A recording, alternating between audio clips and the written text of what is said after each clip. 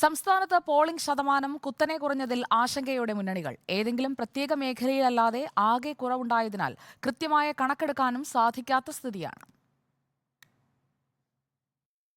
കാടിളക്കിയുള്ള പ്രചാരണം, പ്രധാനമന്ത്രിയടക്കമുള്ളവരുടെ സാന്നിധ്യം, വാക്പോര്, കേസ്, അങ്ങനെ എല്ലായിടവും മുന്നണികൾ പയറ്റി. പക്ഷേ ഈ ആവേശം ജനങ്ങളിൽ ഉണ്ടായില്ല എന്നതാണ് പോളിംഗ് ശതമാനം സൂചിപ്പിക്കുന്നത്. ഇത്രയേറെ പോളിംഗ് കുറയുമെന്ന് ആരും പ്രതീക്ഷിച്ചതുമില്ല. കുറഞ്ഞ വോട്ട് മറ്റ് മുന്നണികളുടേതാണ് എന്ന് വിശ്വസിക്കാനാണ് മൂന്ന് മുന്നണിക്കും താൽപ്പര്യം. സാധാരണ തെരഞ്ഞെടുപ്പ് കഴിഞ്ഞാൽ ഏകദേശ കണക്ക് മുന്നണികൾക്ക് കിട്ടാറുണ്ട്. പക്ഷേ ഇത്തവണ ശതമാനം കുത്തനെ കുറഞ്ഞതോടെ കണക്ക് കൂട്ടലുകളും തെറ്റുകയാണ്. എന്നാലും മൂന്ന് മുന്നണികളുടെയും പ്രതീക്ഷയ്ക്ക് ഒരു കുറവുമില്ല.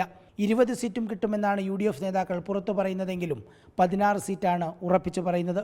ആറ്റിങ്ങൽ, മാവേലിക്കര, വടകര, കണ്ണൂർ മണ്ഡലങ്ങളിലെ പോരാട്ടം കടുത്തതായാണ് UDF നേതൃത്വം തന്നെ സമ്മതിക്കുന്നത്.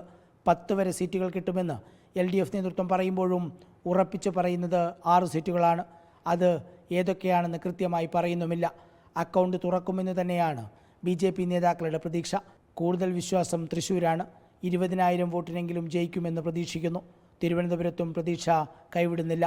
പോളിംഗ് കുറഞ്ഞതിലെ തിരിച്ചടി ആർക്ക് ഗുണമാണ് എന്നറിയാൻ ജൂൺ 4 വരെ കാത്തിരുന്നേ മതിയാവൂ. റിപ്പോർട്ടർ, തിരുവനന്തപുരം.